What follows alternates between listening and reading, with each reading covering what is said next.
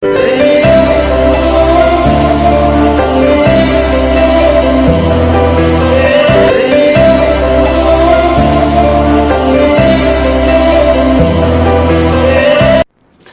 అండి, welcome to our channel. ఈరోజు అయితే తెలంగాణ స్పెషల్ సర్వపిండి అయితే వేసుకుంటాం.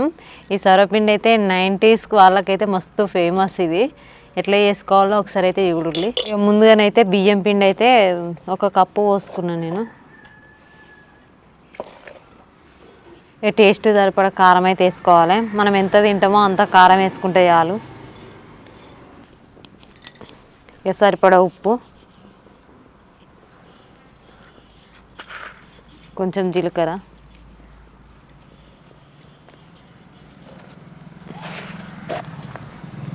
కొంచెమే పసుపు వేసుకుంటాను నేను.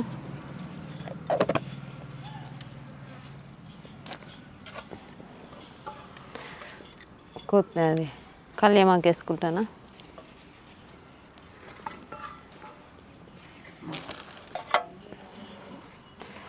ఉల్లిపాయ ముక్కలు అయితే చాలా వేసుకుంటాను. మేమైతే ఉల్లిపాయ ముక్కలు బాగా తింటాం. కాకపోతే ఇవి దంచుకొని వేసుకుంటారు కానీ మాకు రోల్ లేదు ఇక్కడ, అందుకనైతే దంచట్లేదు. చిన్నగా కట్ చేసి వేసిన. ఇక ముందుగానే పెసరపప్పును శనగపప్పు అయితే నానబెట్టుకున్నాను నేను. చాలానే వేసుకుంటాను.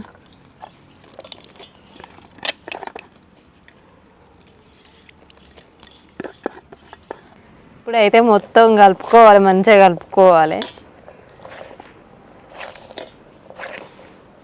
మా చిన్నప్పుడైతే మేము స్కూల్కి వచ్చే వరకు అయితే మా నాన్నమ్మ మంచిగా చేసి పెట్టేది సర్వపిండి.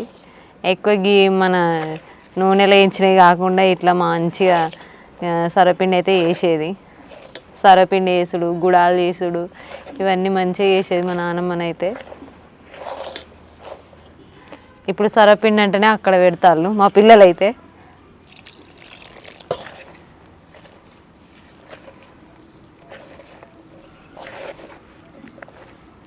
తెలంగాణలో అయితే ఎక్కువ సర్వపిండి అయితే బాగా చేసుకుంటారు. ఇగో పిండిని అయితే ఇట్లా కలుపుకున్నా, మంచిగా ఇట్లా కలుపుకోవాలి. ఇక కలుపుకున్నాక ఇగో ఇదైతే సర్వపిండి గిన్నెనే. సర్వపిండి మాత్రమే పెట్టాలి, ఇలా ఏం చేయొద్దు. ఇప్పుడు ఇట్లా మట్టి అయితే పెట్టుకున్నాను నేను పొయ్యి మీద కదా, అందుకే మసి అవుతుందని మట్టి పెట్టుకున్నా. ఇందులో కొంచెం నూనె పోయాలి.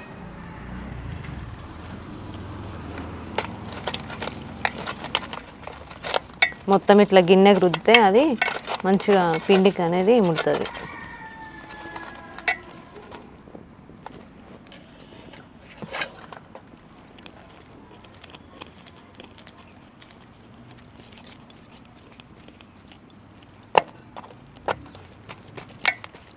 ఇట్లా ఒత్తుకోవాలి.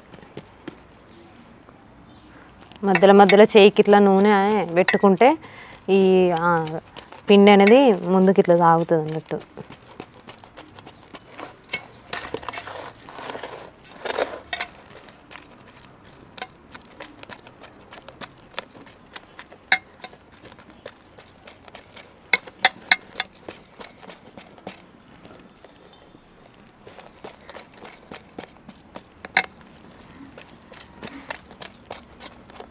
ఎక్కువ మాత్రం మా అమ్మనైతే బియ్యం పిండితోటి రొట్టె వేసేది, సర్వపిండి పెట్టేది బాగా. అప్పుడైతే ఇవే ఫేమస్. ఇట్లా సర్వపిండి పెడితే మాత్రం ఎక్కడికో స్మెల్ వస్తుంది. ఎవరి ఇంట్లో పెడతారని కూడా గుర్తిస్తారు అన్నట్టు, అట్లా వస్తుంది స్మెల్. మేమైతే ₹1 ఇవ్వడానికైతే గంట సేపు దండలాడేది. ఇయ్యవా బాపు, ఇయ్యవా అమ్మ అని. ₹1 కూడా ఇయ్యపోయేది. ఇంట్లో ఏమన్నా ఉంటే తినాలి, లేకుంటే సపరేట్గా ఉండాలి. ఇప్పటి పిల్లలైతే ఇక లేసులు, కుర్కురేలు, చిప్స్ అదోటి ఇదోటి తిని మొత్తం హెల్త్లు అయితే ఖరాబ్ చేసుకుంటారు. ఒక్కసారి అలవాటు అయ్యిందంటే అసలు ఊకుంటేనే లేరు. అందులో మా పిల్లలు కూడా ఉన్నారు. నవ్వుతాండి వెనక నుండి. మళ్ళీ ఇట్లా హోల్స్ పెట్టుకోవాలి, ఎందుకంటే ఈ ఆయిల్ అనేది మొత్తం ఈ గిన్నెకు పడుతుంది. ఇట్లా పిండి మంచిగా మాడుతుంది అన్నట్టు. ఇట్లా కొంచెం ఆయిల్ పోసుకోవాలి. ఆయిల్ పోసుకొని ఇట్లా అనుకుంటే పిండి మొత్తం అవుతుంది. ఈ విధంగానైతే పెట్టుకోవాలి. ఇప్పుడు మంట పెట్టుకుంటాను నేను. సరపిండి గిన్నె మీదనైతే ఇట్లా మూత పెట్టుకొని మంచిగా మంటనైతే మంచిగా పెట్టుకోవాలి. ఇట్లా కాలుతుంది ఇక. ఇంకా ఒకసారి అయితే చూద్దాం ఎట్లున్నదో. ఇక వచ్చింది. ఒక 2 నిమిషాలు అయితే మొత్తం కాలుతుంది ఇది. ఇట్లా తిప్పుకోవాలి, గిన్నె నూకే తిప్పుకుంటుంటే కాలం దిక్కైతే కాలుతుంది. ఇప్పుడైతే అయిందో చూద్దాం ఒకసారి. మంచిగా ఫ్రై లెక్క అయింది. ఇక ఆయిల్ మొత్తం అప్పకి ఇగ్గింది మొత్తం. ఇప్పుడైతే తీసుకుందాం దీన్ని.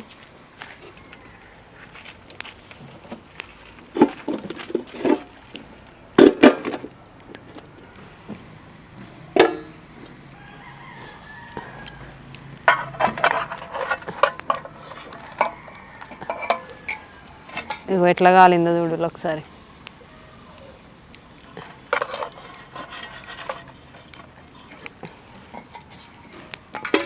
ఇక సరపిండి పెట్టుకోవాలంటే కొంచెం ఓపికనైతే ఉండాలి. ఓపిక ఉంటే మంచిగా టేస్ట్గా వస్తుంది. చూడు ఎంత మంచిగా వచ్చిందో. ఇగో ఎంతో టేస్టీగా ఉండే సర్వపిండి అయితే, తెలంగాణ స్పెషల్ సర్వపిండి అయితే రెడీ అండి. నేనైతే టేస్ట్ చూసి చెప్తా ఎట్లున్నదో. ఫస్ట్ అయితే ఇగో పొయ్యి దేవుని పెడతాను.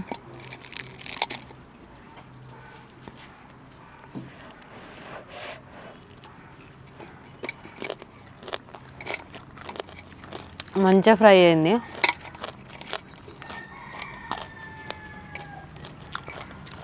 మంచిగా ఉన్నదండి. ఏదైతే మీరు కూడా తప్పకుండా ట్రై చేసి చూడండి.